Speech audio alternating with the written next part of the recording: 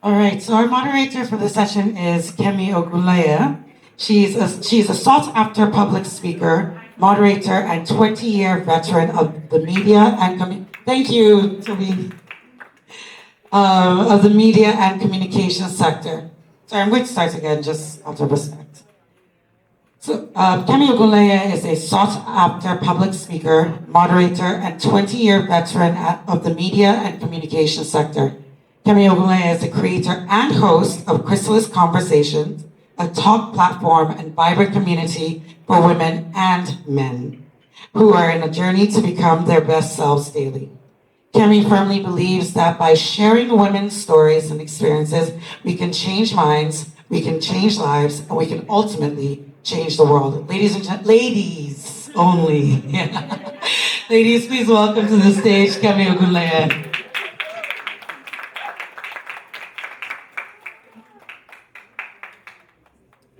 Please give her a round of applause.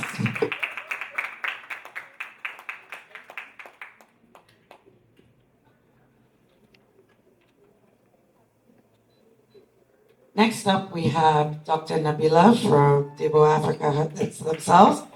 Just one moment, please. Dr. Wanka, MBBS, MSc, FMC, PATH, and an atomic, did I say that right? Atomic pathologist with a keen interest in breast and gynecological pathology and laboratory quality system strengthening. She has published papers on endometrial and cervical pathologies, and prior to Débbo Africa, she was a laboratory director and head of pathology at 54G. Ladies, please welcome to the stage Dr. Aisha Nabila Wanka.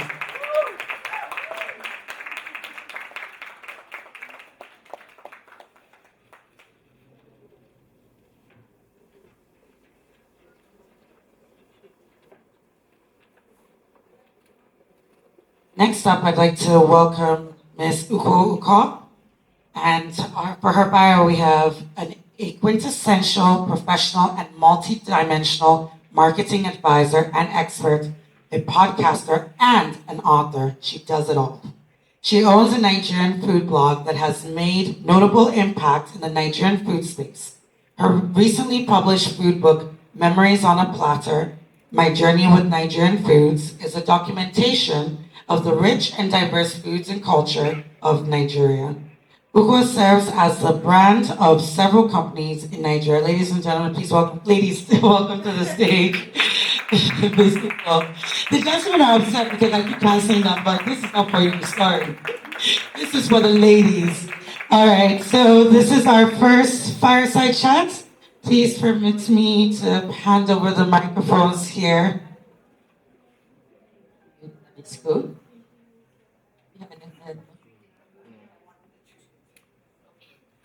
Can everyone hear me? Good morning. Good morning, everyone, and welcome to this morning's session. I'm really excited to be here. I'm excited for the guests that I have going to be having this conversation with, and I'm excited to have you in the audience. I'm very confident that this session is going to be one that will be enlightening, that will hopefully destigmatize some of the notions that we have about menopause, which is a word that we don't, it's almost like nobody really talks about it, right? So it's that dreaded menopause and then peri-menopause. When I was growing up, I heard it whisper, menopause. Peri-menopause seems to be a more recent. I only started hearing peri-menopause maybe in the last 10 years. So I don't know if that's new medical development or it's just one thing that nobody ever really spoke about. But we'll get into it. I'm going to start by sharing a little bit about my own personal journey here. But before we do that, is the video ready? We have a couple of videos that I wanted us to just watch, very short. Okay, all right. So while they're queuing it up, it's great that we have a room full of women. This is a safe space. Hopefully we can, get into I don't do shallow conversations. If we're going to have a conversation, we're going to have a real, authentic conversation, or let's not bother. So I'd love for everyone to get engaged, and it's an interactive conversation. So later on, we'll be taking questions from you. So me, I am 48 years old, middle age. I think that's what they call it. I don't feel it in my mind and in my heart. I'm actually, I think 32. Somehow the clock just stopped for me at 32, and that was where I feel like I was living my best life. At age 32, everything was aligned. I was working. I hadn't started having kids at that time. I had a good job. So you know when you're 16, mommy and daddy are still telling you what to do. So it's not for me. That was not the option. 32, I had a good job. I had freedom. I had options. I was just enjoying life. I'm learning now at 48 to lean into every age that you're in. I don't know if I'm perimenopausal because I haven't been to the doctor, and I don't know if there's a check. You go and they run a test on you and they say you are perimenopausal. I do know that maybe about a year ago, I started skipping, my period started skipping. Before that, maybe about a year before that, and I was saying this to Dr. Nabila, that I've always, from when I started having my periods at age 12, I think it was age 12 or 13, well, from when I started recording, my periods were always very regular. You could set a clock and a calendar by my, every 28 days, it's going to come. The only time it didn't come was when I was pregnant. But, very, very regular, and 5 to 7 days. So when maybe I was about 46, I started noticing that it was from 5 to 7 days, maybe 3 days. Still very regular, but 3 days, much shorter and lighter as well. I don't care. It's better for me. When I started skipping periods as well, honestly, I don't care. If the period doesn't come, I'm not looking for it. When it comes, it's an inconvenience. So I don't care. I really wasn't worried. When I started to get worried is when very recently I started wondering what's going on with, I have brain fog issues where I don't really, I'm very careful what I'm saying because I don't want to confess anything into my life. But what I'm experiencing now is I'm not, sometimes there's a word, it's on the tip of my tongue, and I'm like, what's that word? What's that word? Sometimes I see a face, I know this person, but I can't quite place the face.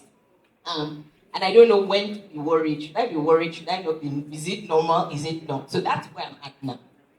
We'll find out where some of you all are at in the course of this conversation. But I just wanted to open it with just being very transparent about my own journey. So my periods are still coming. They're not coming every month.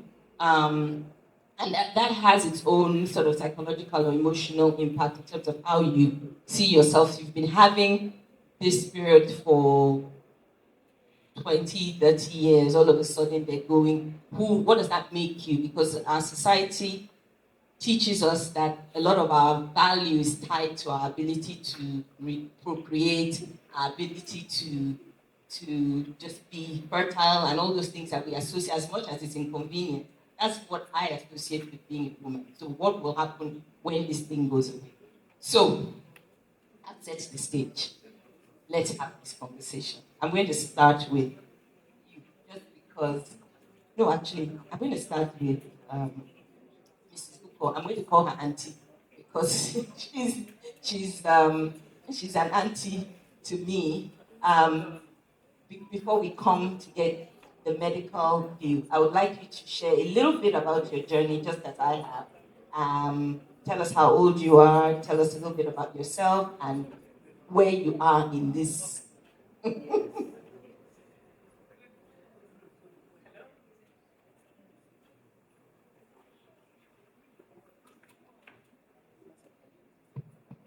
Hello? Okay. Good morning or is it good afternoon, ladies? Quite an interesting topic here, but I was hoping the hall was going to be fuller than this, but no problem. You see, the point about menopause is that thing you push forward. It looks as if it will never happen. We don't even think about it, and honestly, I didn't think about it, but I knew it was there. Had friends, along the line. Some arrived at that point earlier than I did. And so the most I knew about menopause was hot flushes. And what that word meant, I didn't know. Never saw my mom in that stage. And looking back, I'm asking myself, how come I didn't? Because I wasn't in a boarding school, but for some reason, either she did not exhibit, all the symptoms that other women exhibited, but I never saw it with her. Maybe if I did, that would have helped me to answer some questions. Just like Kemi, yes, regular period was normal. And then for me, it was about 51, 52 that the days started to reduce. And by 52, I then will sit in the car, driver is driving, and I then start to feel one heat rising from the back of my leg. Not on a hot day, by the way. The AC of the car is on. Of course, I knew that was it. And so for me, it clocked at about that 52, 53. I'm 68. So you can imagine I've been at this journey for quite some time. But okay, maybe we stop there. Kemi, did I cause a stir in the room? I don't know. They're like, you're what? I could see all the eyebrows going up when you said your age. And I'm glad you didn't lead with your age, actually. Yes, so that's my journey. And we'll talk about how I, navigated that season in my life. But like Kemi said, we don't have an option. It will happen.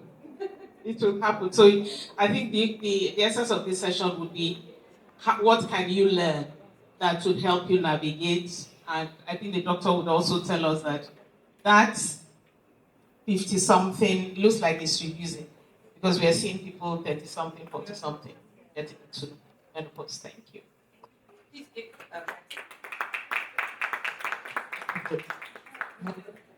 hello, can you hear me? Yeah, no, it's glitching. The videos are ready now. Two very short videos that I wanted us to watch, just on two different perspectives about menopause and perimenopause. So, here we go. I'm 72 years old, and I feel like this chapter of my life is the best chapter so far. I had heard so many myths that a woman that's going through menopause would no longer be desirable, and that's not true. About 6 years ago, I went through a divorce, and that sort of set me free. I wrote a book. I date. I have a friend that is very into me, and I had the opportunity to find myself again as well. Look at yourself and be appreciative of who you are right now. These things are normal and natural, but I don't have to stay stuck in it. I can thrive.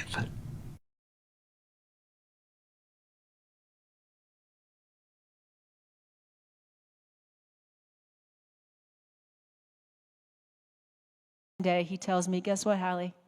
You don't have herpes. I'm like, I don't have herpes? I'm like, why would you tell me I had herpes? Do you know what I just went through for the last 72 hours? He said, well, I don't know. That's what it looked like to me. And this is the moment when I realized something was going on with my body. I was in peri-menopause. I did my own research. Even my doctor then didn't say, oh, my bad, it's not herpes, it's actually peri-menopause, it's vagina atrophy and your vagina is dry, and that's what it is. And if you have sex, when your vagina is dry, you can tear up the inside of your vagina, and this is what it would look like. He didn't tell me that. I had to go do that research for myself and figure out what exactly was happening to me and what I could do for this vaginal atrophy so that I could continue to have a sex life with my partner. And that was the moment when I realized if I had such little information, and I have the best doctors in California, and he had never even brought the subject of menopause, and the sexual part is one small part of it. There are much more health implications that go along with a woman going into menopause. But I thought, if I didn't have access to this information, how many women in the world don't have access to this? And how many women are suffering in silence? How many women are feeling ashamed? How many women don't talk to their doctors about it, or they get misdiagnosed? And that was a moment that I knew I had to stand up for myself, because by standing up for myself, I'd be standing up for every other woman. And that became my second life act, my second life passion, and I'm giving my life over to it.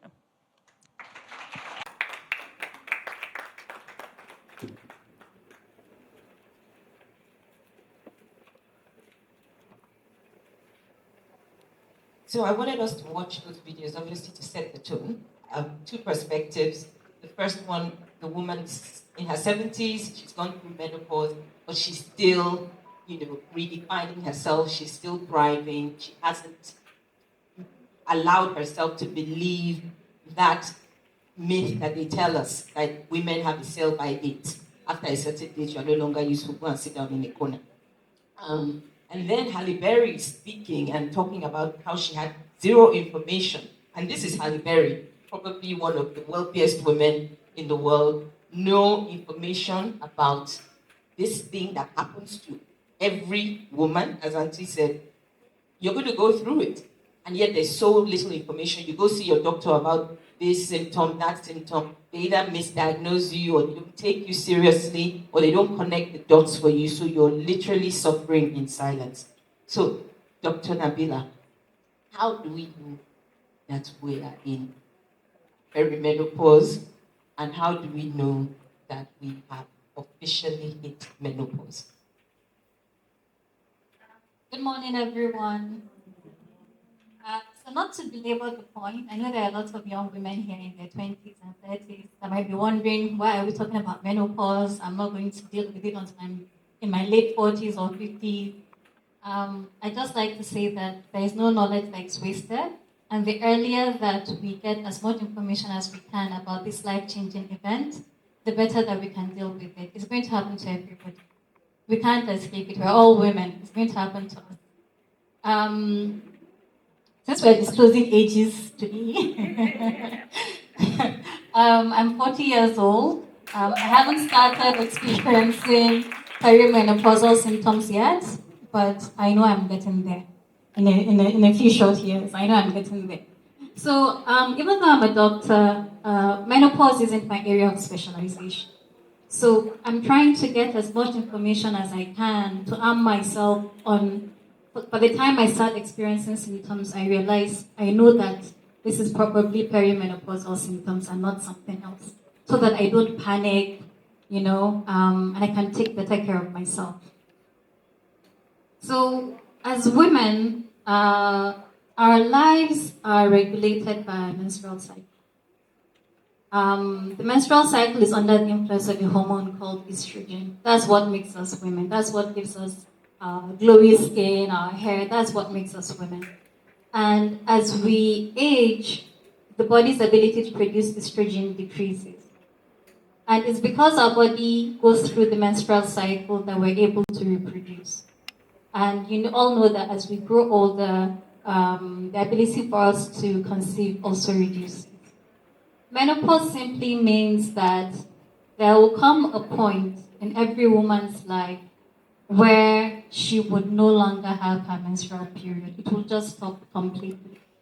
And at that point, she can't have any children. That's the end of her reproductive years. So that's what menopause is.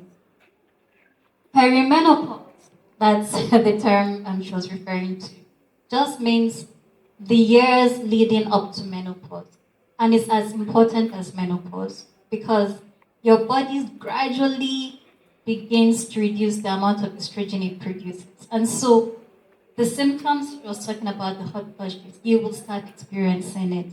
The irregular periods, you'll start experiencing it. Every symptom that people talk about with menopause will start experiencing it. And symptoms differ from woman to woman. It is said that the average age of menopause is 50, but really we're seeing women younger than 50 just stop, like they just hit menopause. For some women, they might start getting perimenopausal maybe about 8 or 10 years before menopause hits. And so it's important for you to recognize these symptoms. We have heard from women who have started experiencing perimenopause.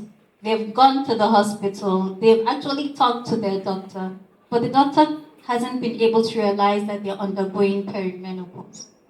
And so it's important for us to know what these symptoms are so that once we start experiencing it, we're not just relying on a medical diagnosis. You know, like you have an inkling that, okay, I'm at this age, I'm probably experiencing perimenopause.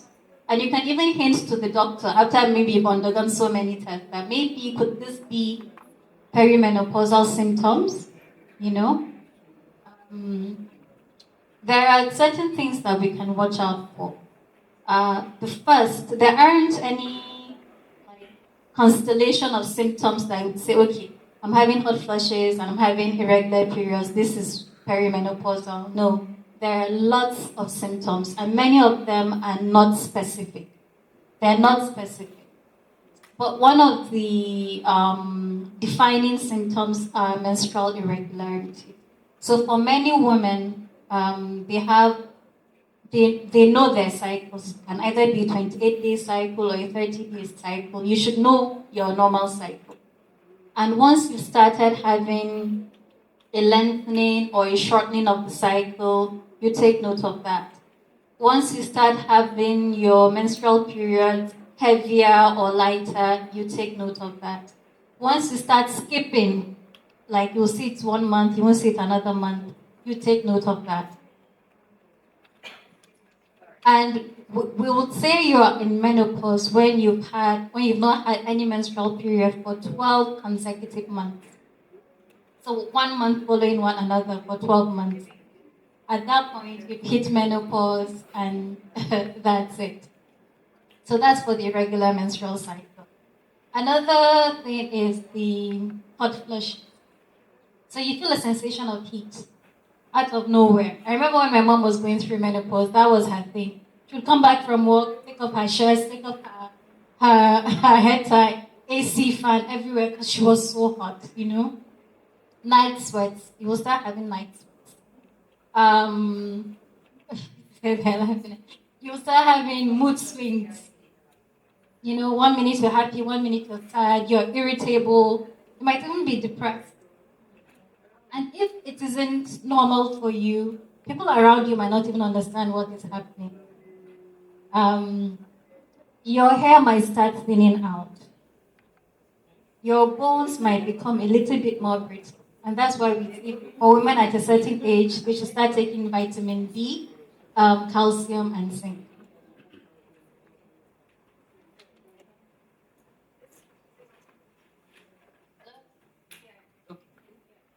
Thank you for that. I wanted to stop you there just so that we can have a moment to breathe and take in all this information that you're giving us. It's a lot. I think it's important, or something you said that it's important to note, is that not all women will have the same symptoms. Some will have some will have all, some may have next to none.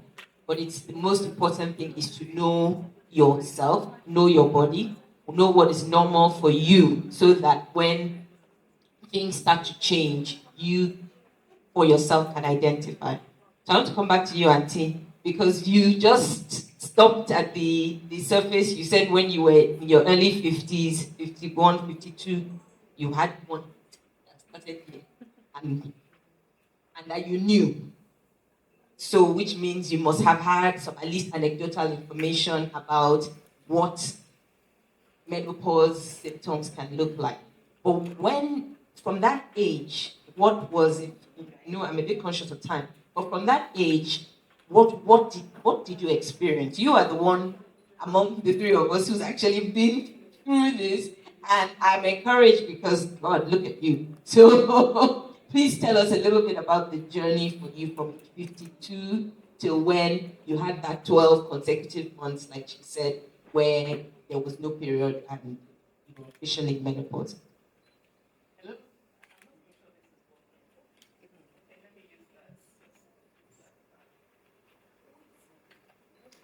Yes, so like I said, started with the heat rising from the back of my legs.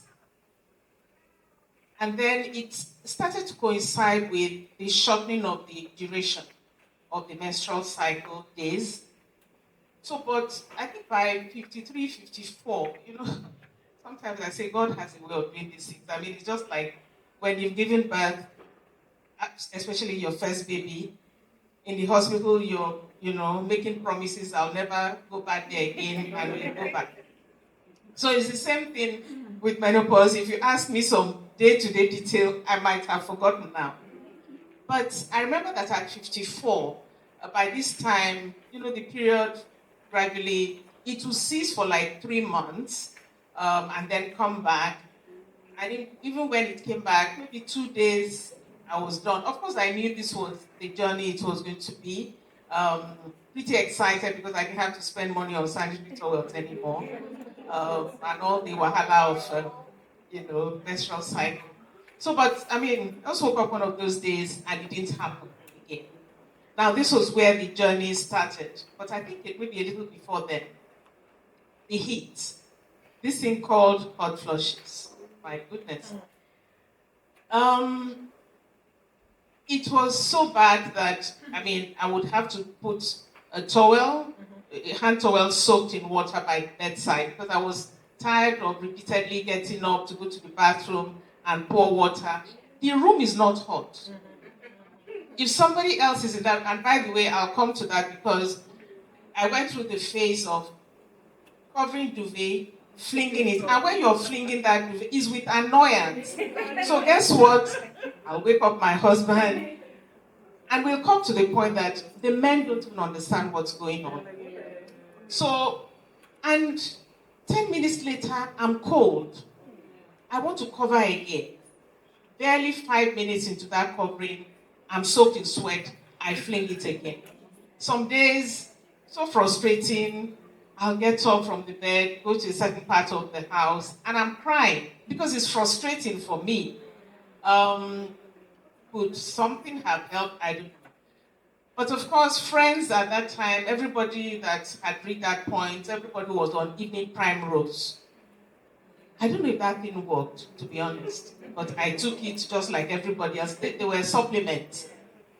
And they said evening primrose will reduce the symptoms. I didn't see that it reduced the symptoms like that for me. But I think the more frustrating one was going to be in the mornings, dressing up. I had to give myself like 30 minutes extra because trust me, after foundation, you have to wait. If you rush it, you're covered in sweat and you have to start all over again. So you're permanently standing by the AC with how many fans to set this makeup. Or sometimes actually I finish the makeup in the car.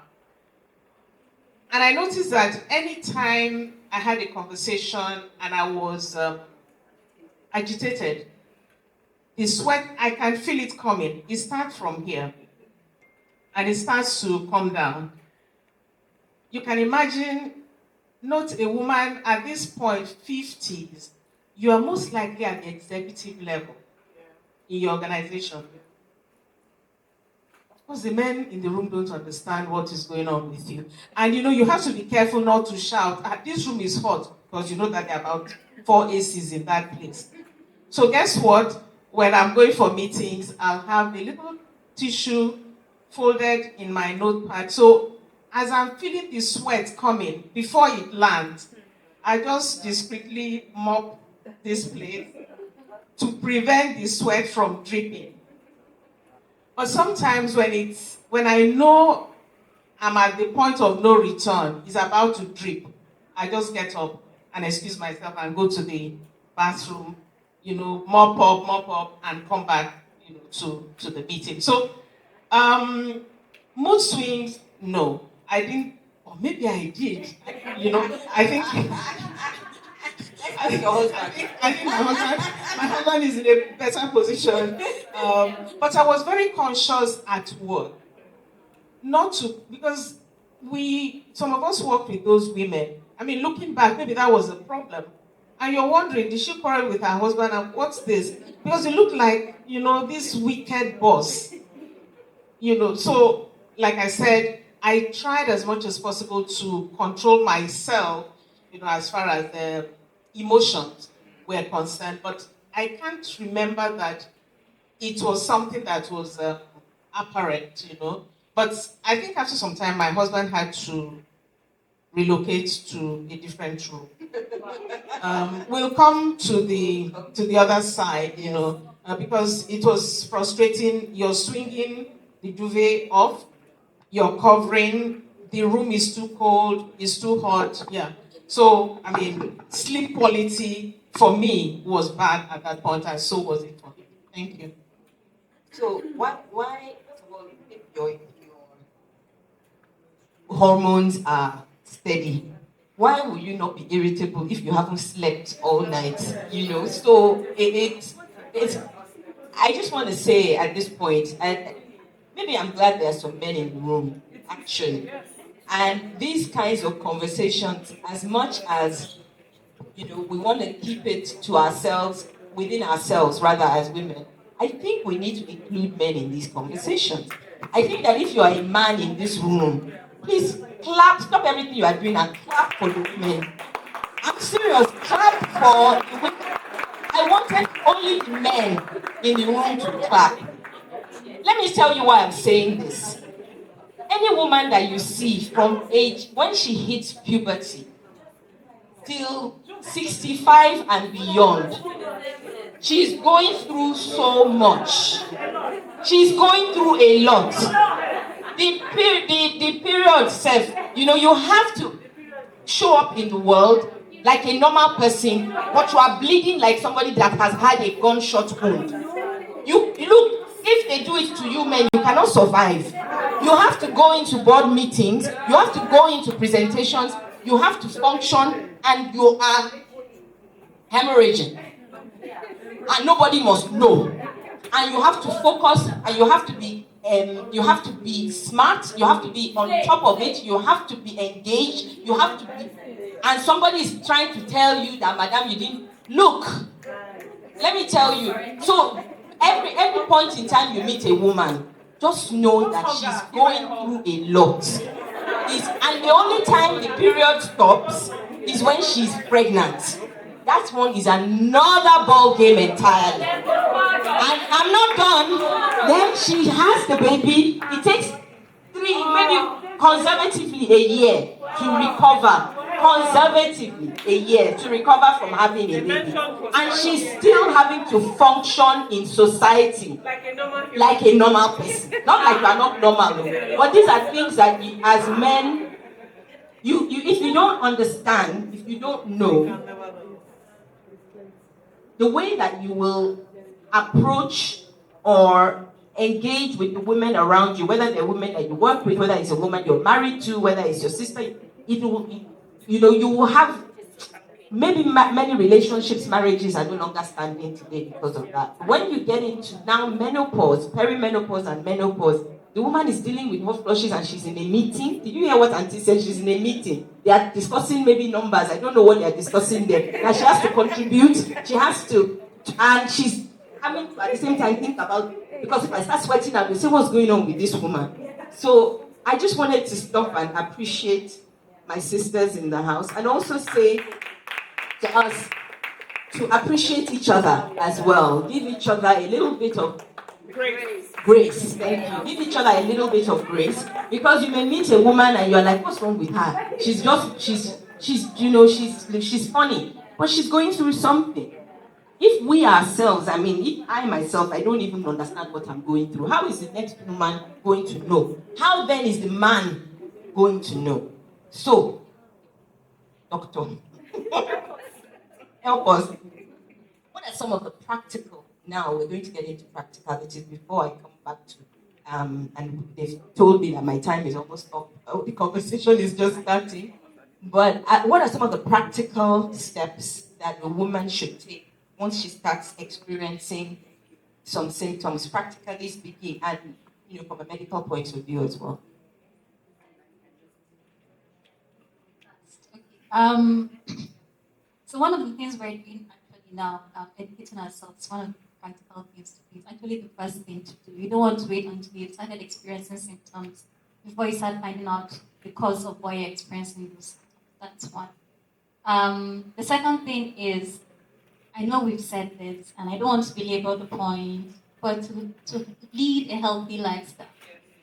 You want to start leading a healthy lifestyle now, not until you're in your 40s or in your 50s, because the healthier you are now, the easier you're able to deal with your symptoms later. So we've talked about exercise. It's very important. It's very crucial. At menopause, we tend to start gaining weight because our estrogen decreases. Exercise helps with that.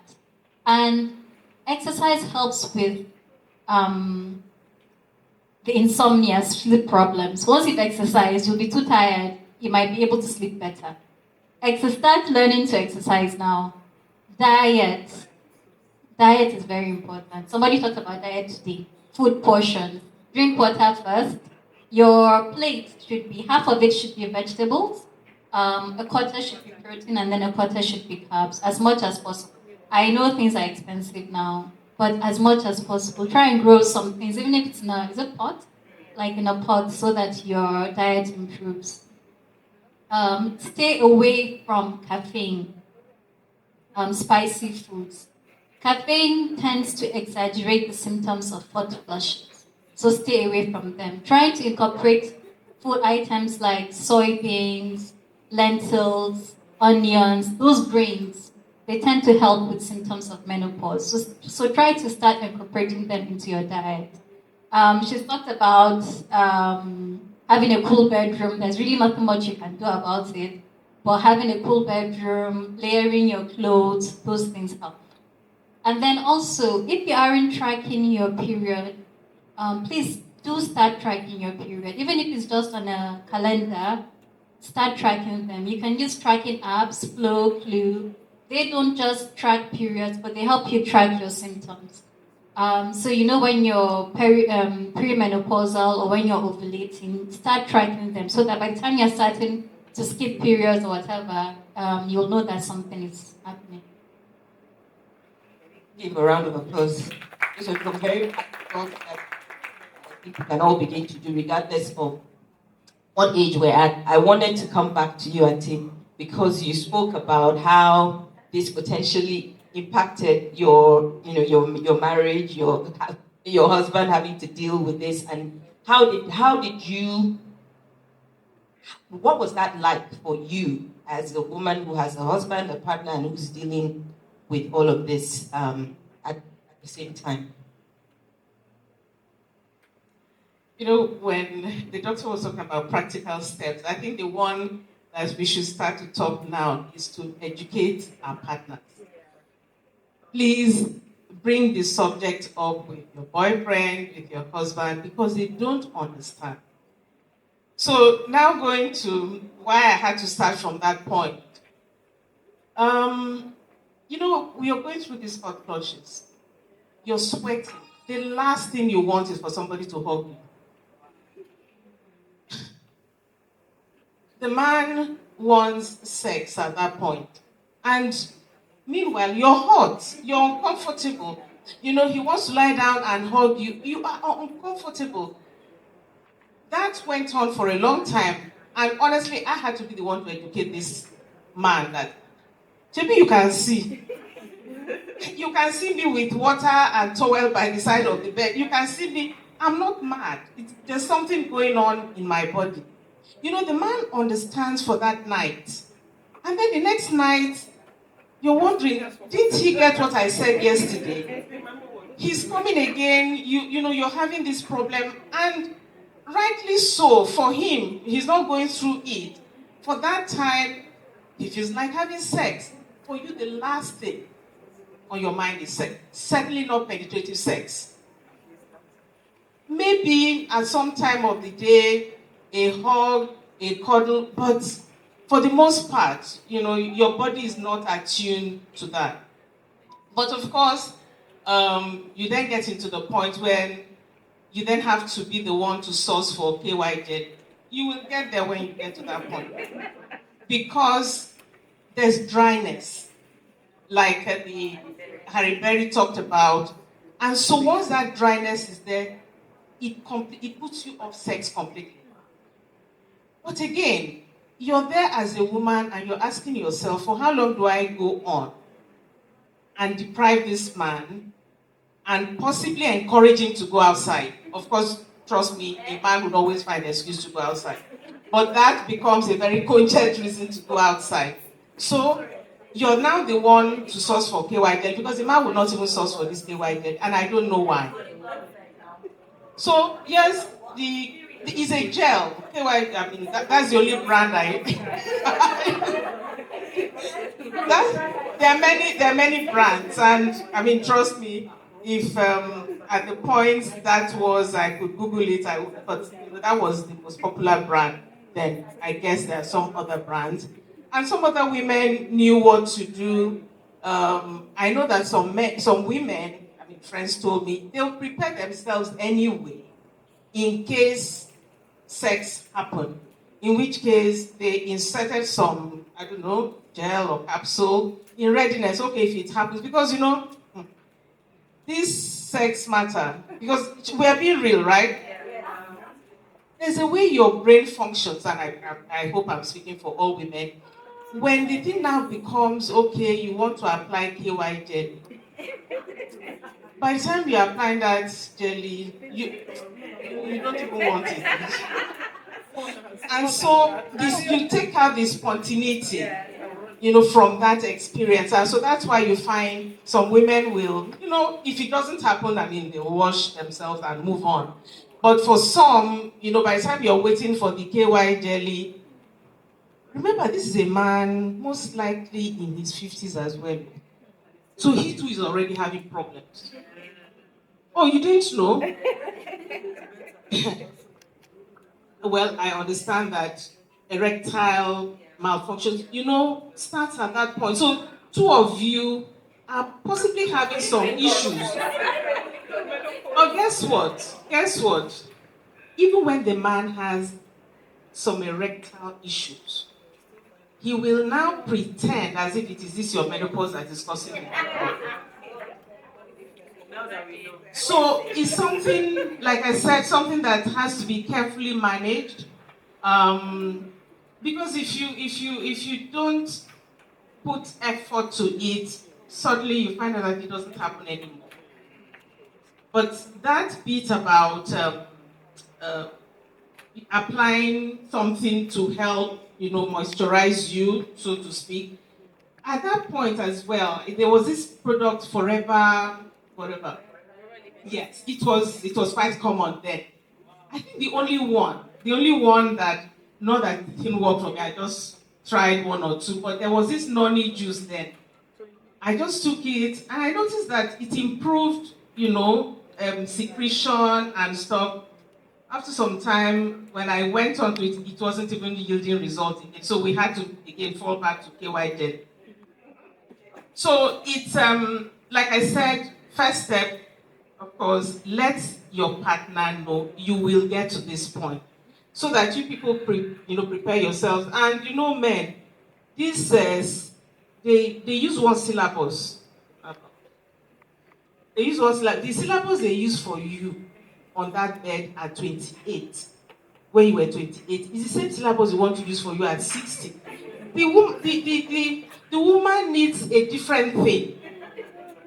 Can I be real? Yes. For the man, it is, I mean, as soon as he has tuned the two radios, then the next thing, you must be ready. I'm saying that it doesn't work like that. My body is different at 60 something or 50 something. My body is different after I've had the baby. My needs are different. Possibly all I need is a cuddle.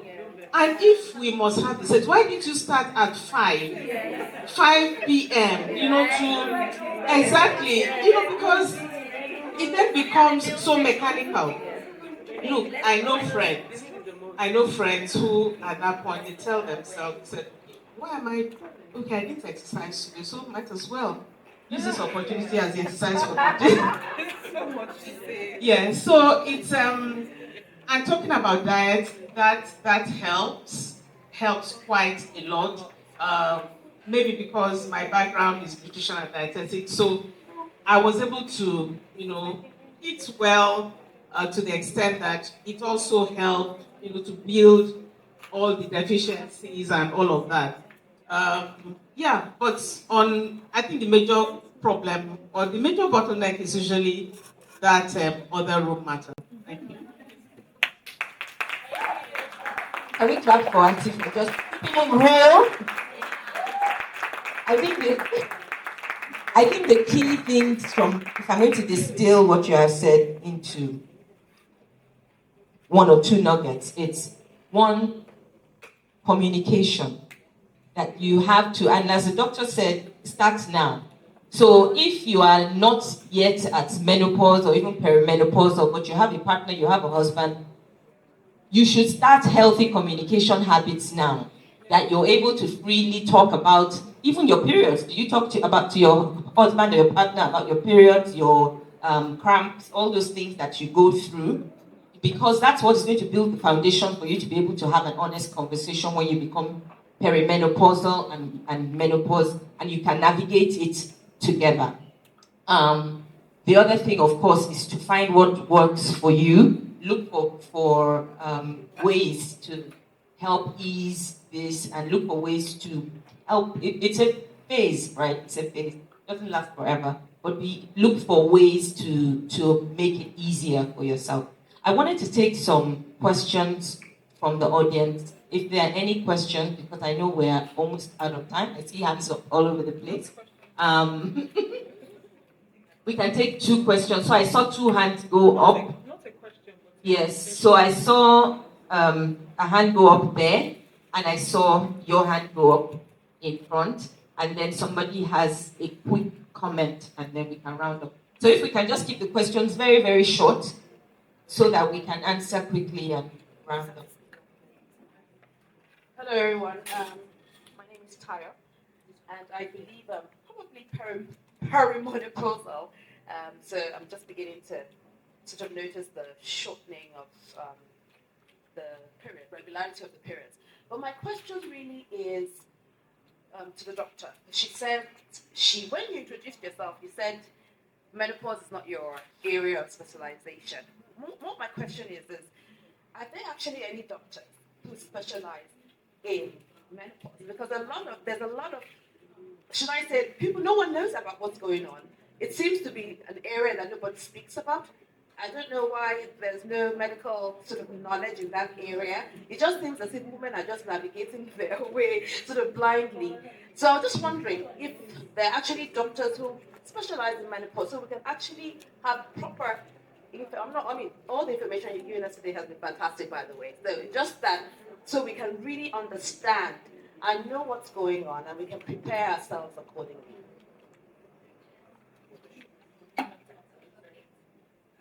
Thank you very much for the question. So we don't, there isn't a residency training program for menopause. It's just for certain doctors who have a special interest in helping women navigate in menopause. So they tend to educate themselves more than the average doctor.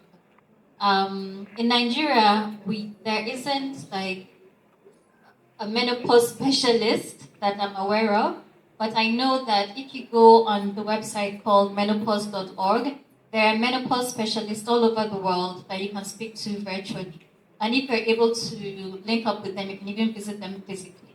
They are probably in Nigeria, but I can't think of any at the top of my head. So it could be any doctor. It could just yes, you can start with an OBGYN, but with menopause, you know, the issue with menopause is not every OBGYN is interested in menopause. They would give you the textbook remedies and textbook knowledge. It takes somebody that has interacted with women or has undergone menopause to give you these secret remedies, you know, supplements and things. Thank you for that question, Tayo. The other lady had a comment, a quick comment, and then we'll come to. Huh? I think you had a comment. Huh? Question first before the comment. Yes, two questions. So for women like me, I don't have regular periods. I've struggled with that since I started my period. So in a case where period irregularity is a symptom, how will someone like me, who already experienced that growing up, now gauge whether that's actually a symptom or just my body doing what my body has been doing? So for women that have irregular periods anyway as part of their natural cycle, one of the things we encourage them to do is to go and get a medical diagnosis for that. After a medical diagnosis, they might be put on treatments that would help them regulate the menstrual cycle. But regardless of that, irregular periods is just one of the symptoms of menopause. There are so many others. Hot flushes being one of them, the mood disorders, the thinning of the hair, so many others. So you must not just depend on the menstrual irregularity. Hi everyone. My name is My name is Obafe Kevin Luther, and I'm a friend of Kevin's. I actually started menopause at 37. I'm 48 now, so I went into full menopause at 40. Because of that, I actually just finished the menopause wellness coaching course because it was traumatic. And I think part of the things that I want to talk about, I was listening to a lot of the comments, was that it's not that people didn't know about menopause, it's just that a lot of the things that we have here is the fear of sharing these conversations. And today has been such a good indication of how important it is for us to talk about these things and how I think Kemi and I spoke about it earlier today that we do need to have more inclusive conversations because these things are not just women's problems, they're our problems. Because when we are suffering, the men are suffering as well. And we have to have these conversations. For me, menopause started really because of stress, and that's something else that people don't talk about. I had serious marital problems, and that started, it kicked off the menopause. So at 37, I was already having sort of, the periods were already going. Mine were quite severe because, I had, the blood was black and everything, my hair started falling out. But it was really, and I was lucky enough to have a cousin who is actually an OBGYN, who is at the breast and gynae clinic, and there is a test. So I had a test, and she told me that I was in full men. So I had gone into menopause at 40. So diet is one of the things, even in wellness, it's extremely important, actually. It's actually, I would say before exercise, check your diet first. To relieve a lot of the symptoms. There's so many things that we have in our environment that helps to relieve some of the symptoms. When Auntie was speaking, you don't know me, but I know your daughter acting very well. Mine started from my stomach. It was just this like heat that would spread all the way up to the top, and at night, I think it causes marital problems as well. It really does. There was night sweats. My bed was always wet, and the forgetfulness. And what they don't tell you is that menopause continues. Like it doesn't stop. So even at 48 now, I mean I'm almost 48. I'm having October 48. I still get hot flushes now. So I thought it had stopped at 40, but I have a new set of symptoms that have started again now. The brain fog had started. There are things like, Kemi spoke about, so people see me, I don't remember them. I stop short in conversations. You want to eat more, but your body needs less. We have to take things like our zinc and chromium. And there's so many things that happen. And then desire. Like, I'm not in a relationship right now. So for me, because I'm not in a relationship, I don't have sexual desire. I don't think about it. But it's because of menopause. It's not because, one doesn't want to, but it's because you need to do things like, either take HRT or take medicines that will help you with, HRT is hormone replacement therapy. And, there are other things that you can take that will kickstart your libido, which is what I'm going to be working on from now. Because that lady that's 72 has really just encouraged me. She has gingered me that life has not ended. Thank you. Thank you.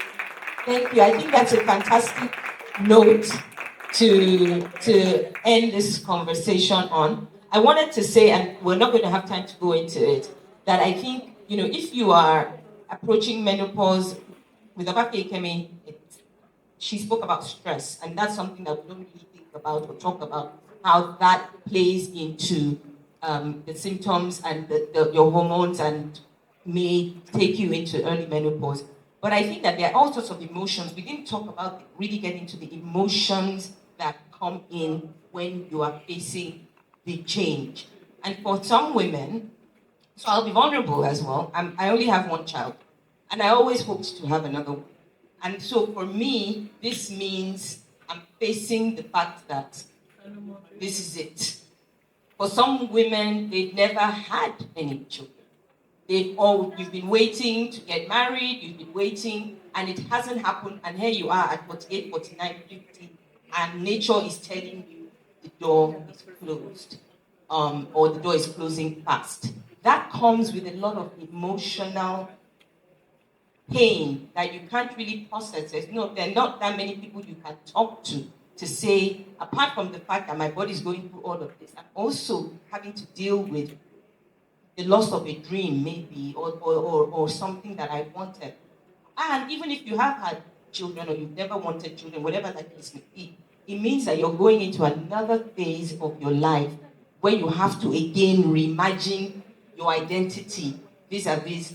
You've always been told that your value is tied to your ability to lead, so to speak. So I just wanted to leave us, not on a heavy note, but on the note that as women, we go through so much, but we are so powerful. And I think I almost want to say we're magical. It's not beings to be a woman. And I say that to be a woman is not a man's job.